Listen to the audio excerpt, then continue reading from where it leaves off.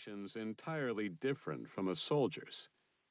He trusted his men, would die for his men, yet he would seriously debate whether he would hit the brakes if one of these SVR bastards were to step in front of his car. The 6 canisters contained Cesium-137, extremely dangerous, and more than enough to build multiple dirty bombs. This was a substance terrorists the world over were desperate to get their hands on, and here he was, standing guard while 2 SVR agents sold a batch to what he knew were Chechen rebels. He recognized the leader. Each group had a computer hooked to satellite links, and money transferred. Smiles, handshakes, and the deal was done. The Chechens climbing into their Toyota and leaving. The SVR agents heading toward the Mi-24 Hind helicopter now powering up.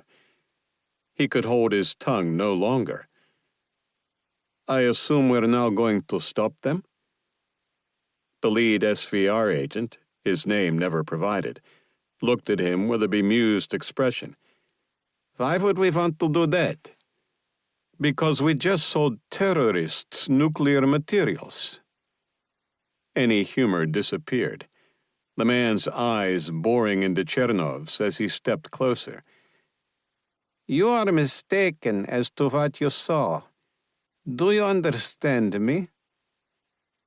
The attempt at intimidation probably worked on most, but not on Chernov, though he valued his life enough to know to drop the subject. "Understood." "Good. Now let's go. There's vodka to celebrate." Chernov was the last to board, his men, his friends, all giving him a look that told him they, too, knew what had just happened and were none too happy about it.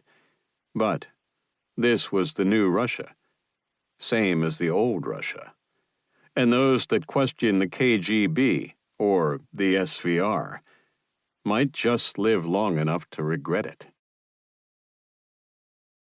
2. Al-Raqqa, Syria, ISIS-controlled territory.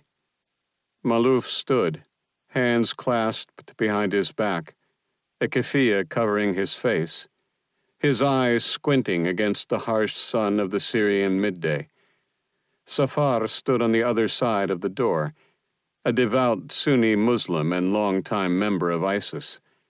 He was one of the originals before it had even become known by that ever-changing moniker. Some would call him a fanatic and a moron.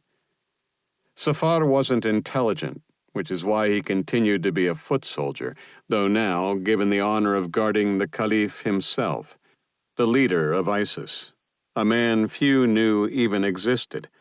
The Western press, for some reason content to let people believe this was some ragtag group of loosely associated cells.